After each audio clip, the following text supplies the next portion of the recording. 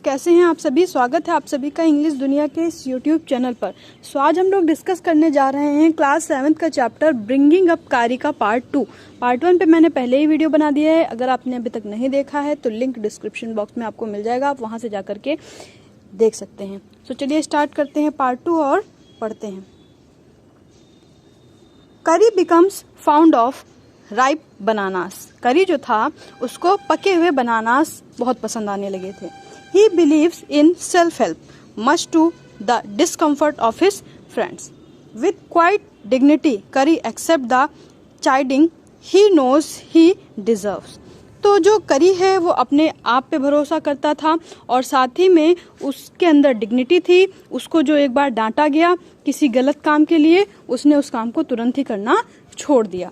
तो चलिए देखते हैं क्या है ये स्टोरी, आगे बढ़ते हैं। करी वॉज लाइक अ बेबी। करी एक बच्चे की तरह था। He had to be trained to be good, and if you did not tell him when he was naughty, he was up to more mischief than ever. तो करी एक छोटे बच्चे की तरह था। उसको ट्रेन करने की जरूरत थी कि कब वो अच्छे काम कर रहा है और ये भी बताने की जरूरत थी कि कब वो शैतानी कर रहा है। अगर आप उसको ऐसा नहीं बताएंगे तो वो आगे और ज्यादा शैतानियां करेगा। For instance, one day somebody gave him some bananas to eat. एक दिन की बात है, किसी ने उसको खाने के लिए बनाना दे दिए। Very soon he developed a great love for ripe bananas. उसके बाद ही बहुत ही जल्द उसको ripe bananas पसंद आने लगे, उसमें उसका बहुत ज़्यादा इंटरेस्ट हो गया। We used to keep large plate of fruit on a table near a window in the dining room. हम लोग के घर में जो विंडो थी, विंडो के पास में डाइनिंग रूम था और वहीं पे टेबल पे बहुत सारे फल रखे रहते थे। One day all the bananas on the table disappeared and my family blamed the servant for eating all the fruit in the house. अचानक से एक दिन सारे के सारे बनानास उस टेबल से गायब हो गए। मेरी फैमिली ने घर के सर्वेंट्स को ब्लेम किया कि उन लोगों ने बनानास चुरा के खा लिए हैं। A few days later the fruit disappeared again. कुछ दिनों बाद फल फिर से गायब हो गए। This time The blame was put on me. और इस बार राइटर के ऊपर ब्लेम गया। राइटर को कहा गया कि तुमने सारे फ्रूट चुरा के खा लिए। And I knew I had not done it. लेकिन मुझे पता था कि ऐसा मैंने नहीं किया है। It made me very angry with my parents and the servants. और इसकी वजह से मुझे बहुत गुस्सा आया अपने सर्वेंट्स के ऊपर, अपने पेरेंट्स के ऊपर। मुझे लगा कि मैंने नहीं खाए तो उसका मतलब सर्वेंट्स ने खाए हैं। For I was sure they had taken all the fruit. मुझे पक्का से विश्वास था कि ये सारे फ्रूट सर्वेंट्स ने खा लिए हैं।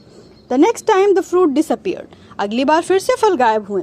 I found a banana all smashed up in Kari's pavilion. मैंने देखा कि एक बनाना कारी की पेविलियन में बिल्कुल स्मैश्ड हुआ, मतलब कि कुचला हुआ पड़ा था। This surprised me very much. इससे मैं बहुत ज़्यादा सरप्राइज्ड हो गया। For I had never seen fruit there. And as you know, क्योंकि मैंने आज तक वहाँ पे कोई भी फल नहीं देखे थे, ना ही तो मैंने उसको खाने के लिए दिए थे। He had always lived on twigs. और वो हमेशा ही ट्विक्स खा करके जिंदा रहता था। Next day, while I was sitting in the dining room, wondering whether I should take some fruit from the table, without my parents' permission, a long black thing, very much like a snake, suddenly come through the window and disappeared with all the bananas. तो एक दिन, अगले दिन जब मैं dining table के पास बैठा हुआ था और सोच रहा था कि मैं टेबल से फल लूं या ना लूं, ऐसे मेरे मन में विचार चल रहे थे। उसी वक्त विदाउट माई पेरेंट्स परमिशन, मैं अपने पेरेंट्स की परमिशन के बिना ही फल लेना चाह रहा था। तभी मैंने देखा कि एक लंबा सा ब्लैक कलर की कोई चीज आई, जैसे कि स्नैक हो, एक सांप की तरह। Suddenly come through the window, वो बिल्कुल खिड़की के पास आई and disappeared with all the bananas. और सारे के सारे बनानास लेकर के वो गायब हो गया। I was very much frightened because I had never seen snake eat bananas and thought it must be a terrible snake and would sneak in and take fruit. तो मैं बहुत ज़्यादा डर गया क्योंकि मैंने आज तक कभी भी किसी सांप को बनाना खाते हुए नहीं देखा। तो मुझे लगा कि ये तो पक्का ही कोई बहुत ही खतरनाक सांप होगा, इसी वजह से इसने बनानास चुराए हैं। I crept out of the room with great fear in my heart. मैं रूम से बाहर निकला, बहुत ज़्यादा डर था मेरे अंदर। आउट ऑफ द हाउस, और उसके बाद घर से बाहर निकला। Feeling sure that the snake would come back into the house. और मुझे लग रहा था कि जो सांप है वो वापस से घर में पक्का आएगा. Eat all the fruit, kills all of us. और हम सारे फल खा जाएगा और हम सबको मार देगा. As I went out, जैसे ही मैं बाहर गया, I saw Curry's back disappearing in the direction of the pavilion. तो मैंने देखा कि जो करी है वो पेवेलियन की ओर जा रहा है और धीमे धीमे गायब हो रहा है. And I was so frightened that I wanted his company to cheer me up. अब मैं बहुत डरा हुआ था, इसलिए मुझे करी की कंपनी चाहिए थी ताकि मैं खुश हो सकूं. अभी भी राइटर को विश्वास नहीं है कि वो जो बनानाज है वो करी लेकर के गया है.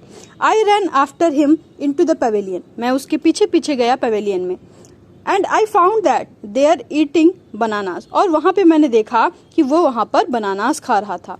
I stood still in astonishment. अब मैं वहाँ पर बहुत ही आश्चर्यचकित होकर के देखता रहा, चुपचाप से खड़े होकर के. The bananas were laying strewn all around him. चारों ओर केले उसके चारों ओर बिखरे हुए थे. He stretched out his trunk and reached for one far away from where he was standing. और वो एक एक करके अपनी सूंड बढ़ा देता था और साथ ही में बनानास को वहां से निकाल लेता था जिसको उसे खाना होता था. That instant the trunk looked like a black snake. और उस वक्त उसकी जो ट्रंक थी वो बिल्कुल ब्लैक स्नेक की तरह दिख रही थी, जैसे कि ब्लैक स्नेक होता है. And I realized that Curry was the thief. मुझे तब एहसास हुआ कि वो चोर कोई और नहीं बल्कि करी है. I went to him. मैं उसके पास गया. Pulled him out by the ear and joyously showed my parents that it was Curry and not I that had eaten all the fruits these many weeks. फिर मैं उसका कान पकड़ के अपने parents के पास ले गया और मैंने दिखाया कि देखो इतने दिनों से जो फल गायब हो रहे थे वो करी था जो फल को गायब करके खा रहा था. वो चोर कोई और नहीं बल्कि करी है, ना तो मैं हूँ ना ही तो सर्वेंट्स है. Then I scolded him. फिर मैंने उसको डांटा. For elephants understand words as well as children. Elephants जो होते हैं वो डांटने को और प्रशंसा करने को सारे वर्ड्स को समझते हैं, जैसे कि छोटे बच्चे समझते हैं वैसे वो भी समझते हैं. And I said to him, next time I see you stealing fruit, you will be wiped. अगर अगली बार मैंने देखा कि तुमने फ्रूट्स वगैरह चोरी किए हैं तो तुमको यहाँ से बाहर निकाल दूंगा. He knew that we were all angry with him. वो समझ गया था कि हम सभी उससे गुस्सा हैं. Even the servants भी उससे गुस्सा थे. His pride was so injured that he never stole another thing from the dining room. और उसके प्राइड को इतनी ज़्यादा हर्ट हुई कि उसने उसके बाद कभी भी डाइनिंग रूम से कुछ भी चोरी नहीं किया. And from then on, if anybody gave him any fruit, he always squealed as if to thank them. अगर उसके बाद से उसको कोई फल देता था तो वो उसको थैंक करता था, एक जोर से आवाज निकालता था. An elephant is willing to be punished for having done wrong. Elephant जो होते हैं अगर वो कुछ गलत करते हैं, अगर आप उनको पनिश करोगे, डांटोगे तो वो दोबारा से उस बात को याद रखेंगे. But if you punish him without any reason, लेकिन आप अगर बिना किसी कारण के उनको पनिश करोगे, he will remember it and pay you back in your own coin. तो वो उसको भी याद रखते हैं और आपको उसका बदला जरूर लौटा के देते हैं. करी इज फास्ट लर्नर, बहुत जल्दी सीखता है. He master all signals and sound he is taught. वो सारे सिग्नल और साउंड जो उसको सिखाए गए हैं उन सबको ध्यान रखता है. There is one lesson though that an elephant takes 5 years to learn, curry is no exception. एक बात कही जाती है कि एलिफेंट्स को सिखाने के लिए 5 साल लगते हैं, लेकिन करी ऐसा बिल्कुल भी नहीं था. An elephant must be taught when to sit down, when to walk, when to go fast and when to go slow.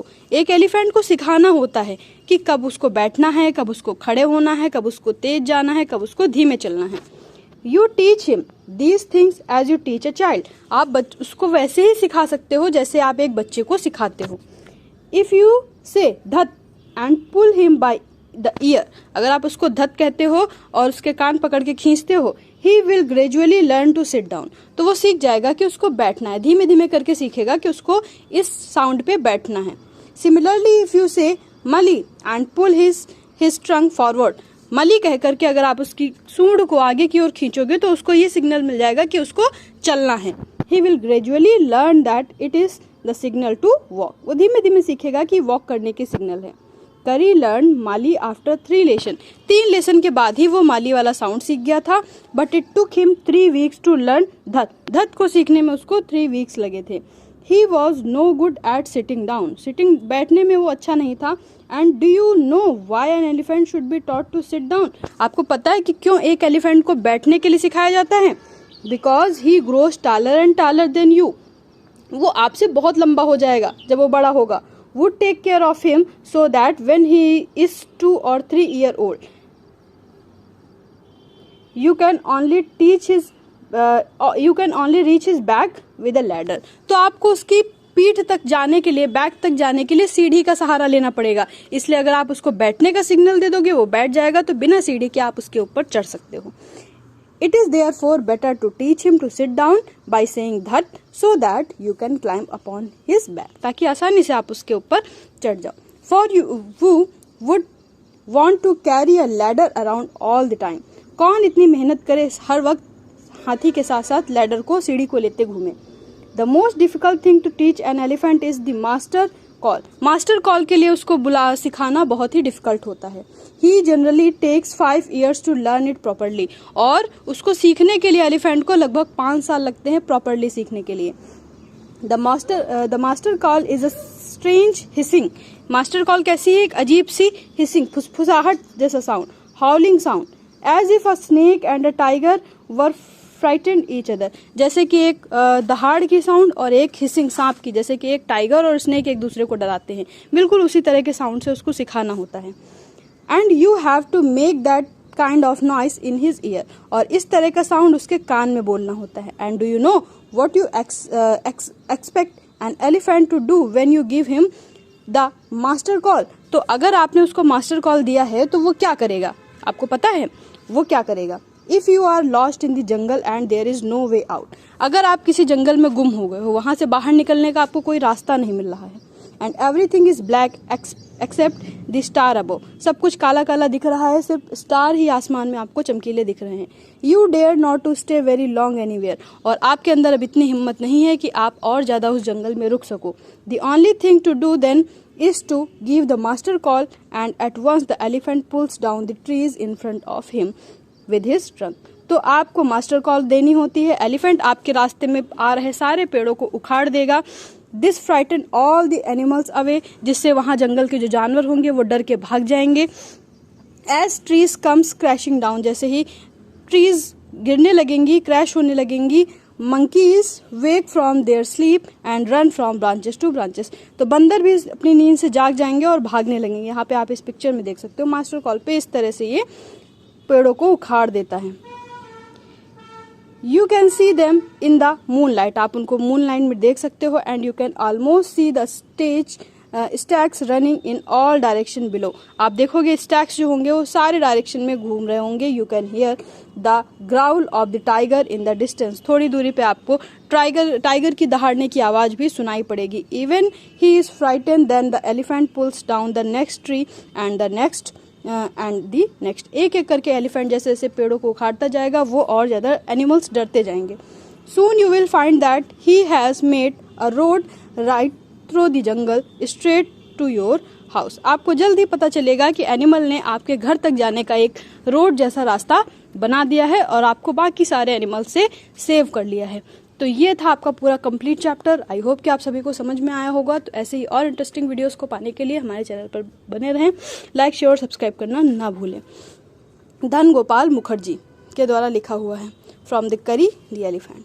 So thank you, thanks for watching.